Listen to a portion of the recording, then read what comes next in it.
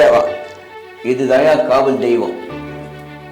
இந்த அடிவாரத்தில் காவல் தெய்வம் அகோர வீரபத்திரன். இவர் பார்த்தாலுமே எல்லா காத்து கருப்பு நிமர்த்தனையாகும். மலையேறக்கூடிய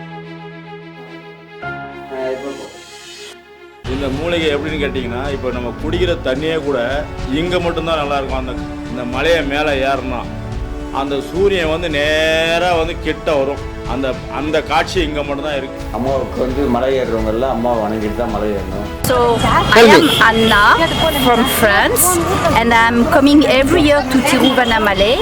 இந்த மலையில் அடுத்த ஒரு மகான் வந்தார். அவர் விட்டோபானந்தா என்பவர்.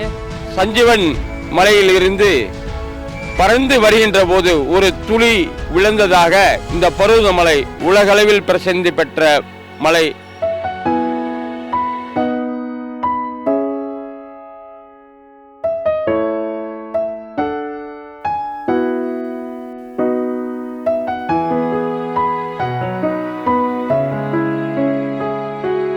நமः பார்வதி பததே ஹர ஹர மகாதேவா.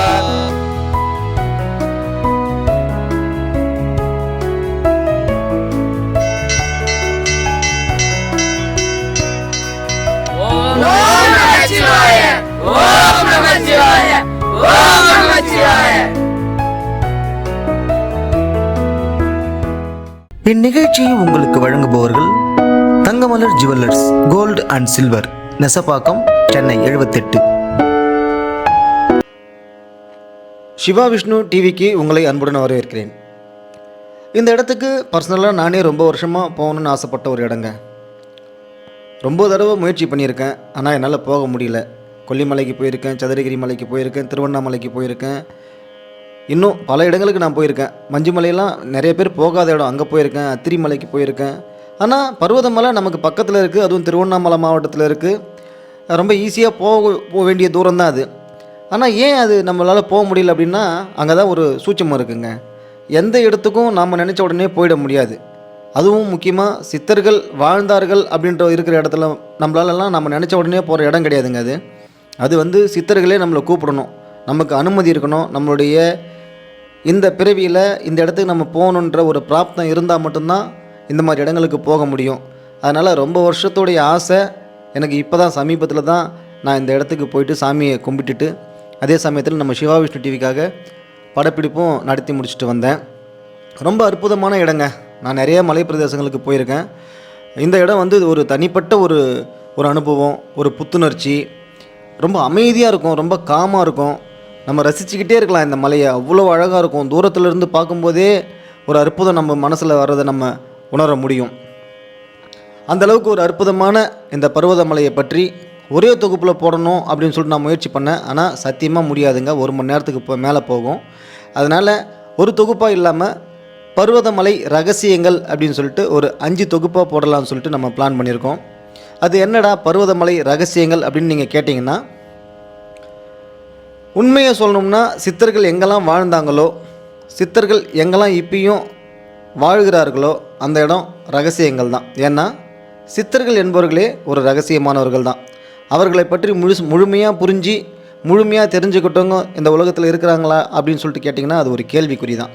அதனால் பர்வதமலை ரகசியங்கள் அப்படின்ற தலைப்பில் இது முதல் பகுதி. ஃபஸ்ட்டு இந்த பர்வதமலை எப்படி உருவாச்சு அப்படின்ற விஷயத்தை முதல்ல பார்ப்போம். 2 கதைகள் ரொம்ப ஆழமாக பக்தர்களாலும் இந்த மலையை பற்றி பேசும் சாதுக்களாலும் மிக தீவிரமாக ரொம்ப காலமாக நம்பப்படுதுங்க. அதில் ஒன்று பார்த்திங்கன்னா, சிவபெருமான் கைலாயத்திலிருந்து திருவண்ணாமலைக்கு வருவதற்காக முதல் அடியை வைத்த இடம் இந்த பர்வதமலை அப்படின்னு சொல்லிட்டு சொல்கிறாங்க. அதாவது சிவபெருமான் தனது முதல் அடியை இந்த மலையில் வைத்தாராம். அவருடைய கனத்தை வெயிட்டு தாங்க முடியாத இந்த மலை நடுங்குச்சான். அடுத்த அடியை தான் அண்ணாமலையில் வச்சார், அதாவது திருவண்ணாமலையில் வச்சார். அதனால் இது மிகவும் புகழ்பெற்ற மலையாக விளங்குறதுக்கு காரணம் சிவபெருமானுடைய பாதம் பட்டதுனால தான் அப்படின்னு சொல்லிட்டு ஒரு வரலாறு நம்பப்படுகிறது, ரொம்ப ஆழமாக நம்பப்படுகிறது. அடுத்ததாக இன்னும் ஒரு வரலாறு. இது என்னென்னா, ராமாயண காலத்தில் ராமருக்கு லக்ஷ்மணருக்கு போரில் அடிபட்டு இருக்கும் பொழுது அவருக்கு மருத்துவம் பார்க்குறதுக்காக ஆஞ்சநேயர் போயிட்டு சஞ்சீவி மலைக்கு போயிட்டு சில மூலிகைகளை தேடுவார். அந்த மூலிகைகள் அவர் எதுன்னு சொல்லிட்டு தெரியாது. அப்போ வேறு வழி இல்லாமல் என்ன பண்ணுவார்னா அந்த சஞ்சீவி மலையே தன்னுடைய பலத்தை பயன்படுத்தி தூக்கிட்டு வருவார். தூக்கிட்டு வந்து இங்கே வந்து நோய்வாய்ப்பட்டிருந்த லக்ஷ்மணனுக்கு அந்த மூலிகையில் வச்சு சரி பண்ணிவிட்டு திருப்பி கொண்டு போவார். திருப்பி எடுத்து போயிட்டு அதே இடத்துல வச்சிரு அப்படின்னு சொல்லுவாங்க.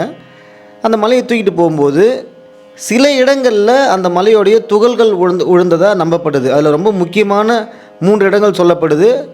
ஒன்று வந்து சதுரகிரி மலை, 2 கொல்லிமலை, 3 பர்வதமலை. இன்னும் கூட சில மலைகள் சொல்கிறாங்க. நம்ம பொதுவாக பெரும்பாலும் சொல்கிற மலைகள் பார்த்திங்கன்னா இந்த 3 மலைகள். அதனால் இந்த இடத்துல எங்கேயும் காண கிடைக்காத பல்வேறு வகையான மூலிகைகள் உள்ளதற்கு காரணம் இதுதான் அப்படின்னு சொல்லிட்டு ரொம்ப தெளிவாக குறிப்பிடுறாங்க.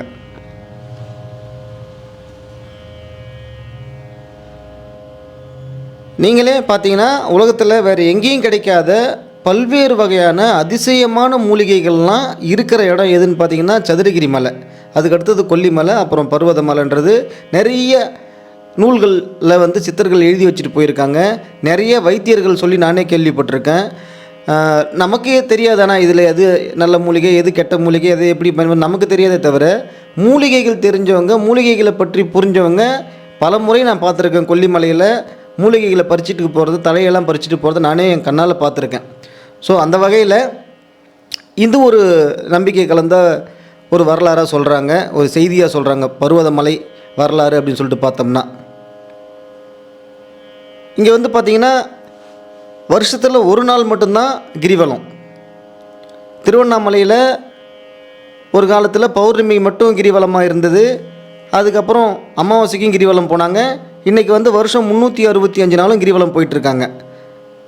இன்னும் சில இடங்களில் பார்த்திங்கன்னா பௌர்ணமி கிரிவலம் போகிறாங்க. உதாரணத்துக்கு நம்ம சென்னைக்கு பக்கத்தில் உள்ள திருக்கழுக்குன்றத்தில் பார்த்திங்கன்னா அந்த மலையிலையும் கிரிவலம் சுற்றுறாங்க.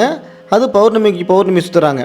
பட் இந்த பர்வதமலையில் ஒரு மிகப்பெரிய விஷயம் என்னென்னா மார்கழி மாதம் 1ஆம் தேதி மட்டும்தான் கிரிவலம் சுற்றுறாங்க. மீதி நாட்டிலலாம் சுற்ற மாட்டாங்க.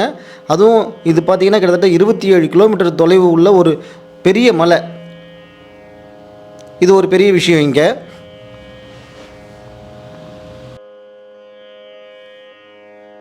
கடல் மட்டத்திலிருந்து கிட்டத்தட்ட 4500 அடி உயரம் உள்ள மலைன்னு சொல்கிறாங்க.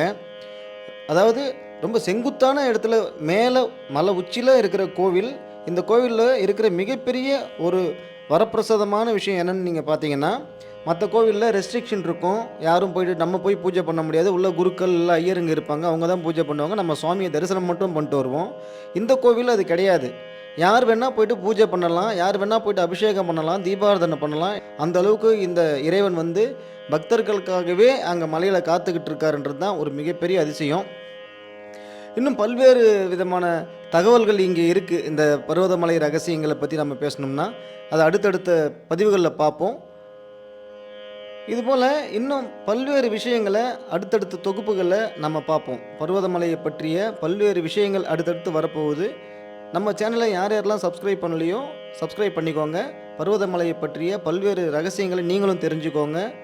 நீங்களும் இந்த வீடியோ பார்த்துட்டு பர்வதமலைக்கு ஒரு முறை போயிட்டு வாங்க. நமசிவாய வாழ்க, நாதன் தாள் வாழ்க.